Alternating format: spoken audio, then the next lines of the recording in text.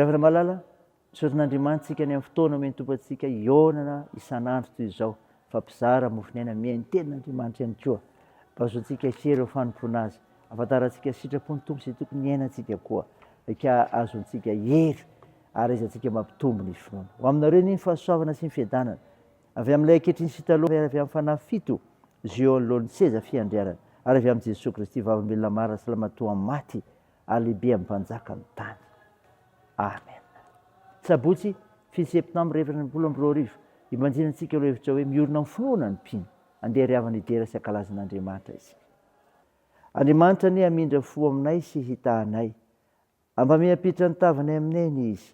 Voafantatry ety ambony tany lalanao sy mifamonjenao any amin'ny jetilisa rehetra.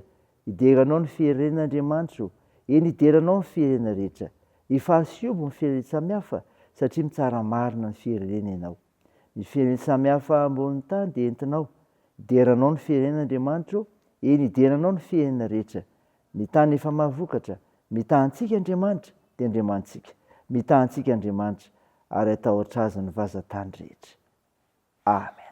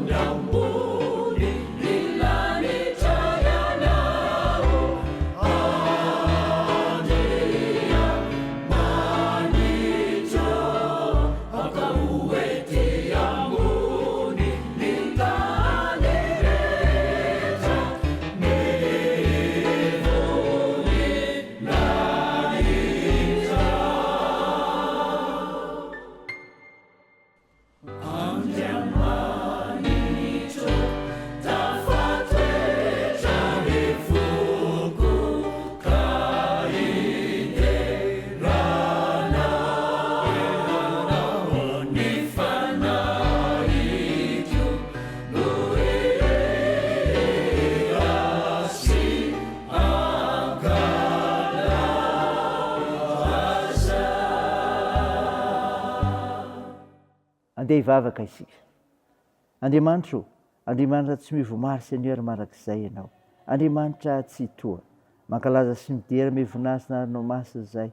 Noho izany herinao izany, noho izany fitiavanao izany.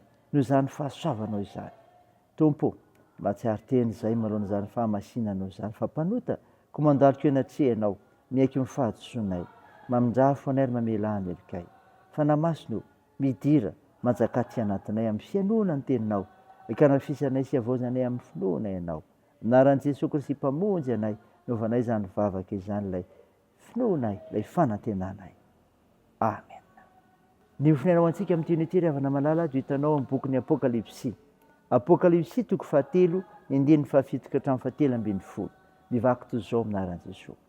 Ary isorata amin'ny anjely ny fiangonana amin'ny Filadelfia, izao lazainy izay masina, izay marina, izay manana fanalidin'i Davida, izay mamoaka tsisy anidy ary manidy fa tsy misy mamoa.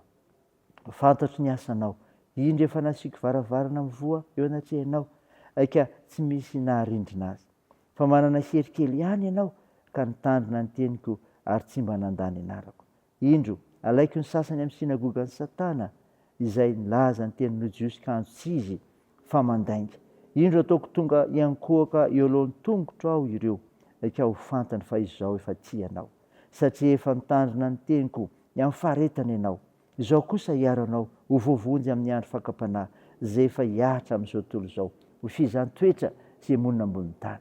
Ho afainganao tany mafy izay nananao mba tsy hisiaka ny sarim-poninahitra ao. Izay maresy no ataoko andry eo anahy amin'ny tempolon'Andriamanitra ary tsy ala eo intsony izy. Ary hosoratako eo aminy anaran'Andriamanitra sy anaran'ny tanan'Andriamanitra dia Jerosalema vaovao izay midina avy tany an-danitra avy amin'Andriamanitra ary ilay anarako vaovao sy manatsofina aoka izy ihany izay lazainy fanahy amin'ny fiangonana. Amen. Ray masino, manamasinanay amin'ny fahamarinana, ny teninao ny fahamarinana. Amen. Ry havana malala, ho aminao ny fiadanana avy amin'i Jesosy Kristy mpamonjy antsika, ilay tonga izay anavitra antsika. Ny ofinaina norentsika teo ry havana, Apokalipsy toko 7:7-12, taratasy nosoratany Jaona ho an'ny fiangonana tao Filadelfia. Ka nanehoan'Andriamanitra ny maha izy azy ilay marina sy masina. Zany ry havana, ilay marina sy masina. Jesosy Kristy ry havana nitondrona amin'ny hoe marina sy masina. Misy toetra roa izay anehoan'ny maha izy azy any Jesosy ampitaina amin'ny olona eto. Hita eo amin'ny Apokalipsy toko 1:10 koa nefa fa tena toetran'Andriamanitra mihitsy ny hoe masina sy marina. Manamafy ny fotom-pampianarana milaza ny mahatokana an'Andriamanitra sy Jesosy Kristy indrindra zany ny hoe manana fanalahidy dia sary ilazana ny fanahana fahefana, fahefana ny famahana sy ny fanidiana trano na toerana ohatra. Efa voalaza ato amin'ny Baiboly zany sary zany tamin'ny ilazana ny fanalahidin'ny tranon'i Davida. I Jesosy Kristy ry havana manana izany fanalahidy fahefana ao amin'ilay Jerosalema vaovao izany. Zava-dehibe no azontsika mahafantatra izany amin'ny Jesosy Kristy tompo sy mpamonjy antsika, ilay tompon'ny lakile. Mahafantatra ny zavatra rehetra izy. Tsy misy miafina aminy izay ataon'ny olona rehetra dia izay eritreretin'ny olona tsy heverina na inona na inona. Fa Andriamanitra manana fahefana tsy misy tahaka azy izy, ka mahafantatra ny miafina rehetra. Eto izao ny olona Filadelfia dia tena nitandrina ny tenin'Andriamanitra ary iso eto fa hitan'ny tompo izany. Fantany koa ny ataon'ireto mpiatsara velatsia, misy eo mpivavaka nefa mpikamina anatin'ny sinagoga Satana tanteraka. Ry havana malala, fantatr'Andriamanitra ianao, fantatr'Andriamanitra aho, fantatr'Andriamanitra tsika satria mahay zavatra sy mahalala ny zavatra rehetra izy. Fa izao koa ry havana, amaly ny olona araka amin'ny asany izy. Ary izany ry havana zava-dehibe mbaran'ny tenin'Andriamanitra. Manoloana ilay Jesosy Kristy marina sy masina, manoloana ny fahafantarany amiko sy aminao dia izao amaly ny olona araka ny asany izy. Noho ny fahefana ananan'ny tompo ry havana malala dia efa manambara izy fa amaly ny olona araka ny asany avy.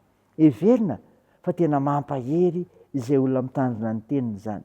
Ka na dia sarotra aza ny zavatra hatrehana dia tsy miala maina akory izay mifidy anaraka sy aina ny teniny. Ary zava-dehibe izany ry havana manao izany satria tsapa eto ny amin'ny filazana an'i Jesosy Kristy, ny amin'izay soratany Jaona tamin'ny fahitana ny amin'ny fiangonana tao Filadelfia. Azonao mandinika ny tenanao koa satria hamaly izay ataontsika Andriamanitra ny amin'ny asantsika. Na amin'ny tsara zany, na amin'ny ratsy zany, ka aizantsika mitondra tena marina, hiorina amin'ny finoana Jesosy Kristy ka hifikitra aminy amin'ny zavatra rehetra andehanantsika amin'izany ho voninahitra. Saina izany ry havana, ho voninahitr'Andriamanitra irery ihany. Amen. andeha hivavaka isika.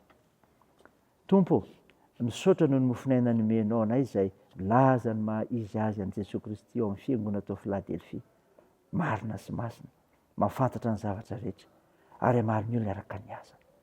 Tompo, manotena ho anao izahay ary manavoa izany koa ka miaraka aminao amin'ny androm-piainana rehetra dia tao io faharoan-tenanay ho anao amin'ny fiainana famonjena nataonao anay. Tompo, tao io ny firenenay, Esao ny nosonay, fomba ireo manandraikitra amin'ny fitsaboana koa ianao ka hosotranonao ireo marary, amparizinao ireo manamanjo, anohanao ireo marivozokiolona ihany koa ary amezanao ireo mahantra sy sahirana. Tao io ny asany sy ny fihazakazanay, ny fianarana, fikasanay rehetra, hivavaka ay dia ataony amin'ny anaran'i Jesosy Kristy ilay mpanavitra efa nitsangana tamaty ary nampiandrinay koa ny vavaka manao hoe: Ranay eo izay ny an-danitra, masinina anie ny anaranao, ho tonga anie ny fanjakanao, atao anie ny sitraponao ety an-tany ho tahaky ny an-danitra. Miheno an'io izay anona sahaza ao anay ary mamelà ny helikay tahaka ny namelàna izay meloka taminay ary aza mitondra anay amin'ny fakam-panahy fa manafanay amin'ny ratsy, fanao ny fanjakana sy ny hery ary ny voninahitra mandrakizay. Amen. Ho tanteraka aminao ny itsodrana totranao amin'ny anaran'i Jesosy Kristy, ho fanantenana ho anao, fiarovana ho anao. Andriamanitra ny fiadanany hamasinareo samy ho tanteraka, ka ho karovina avokoa ny fanahinareo sy ny ainareo ary ny tenanareo. Ho tanteraka tsy ara-tsy ny fiavian'i Jesosy Kristy Tompontsika, matoky sy miantso anareo sady izy ihany ny anefa izany. Amen.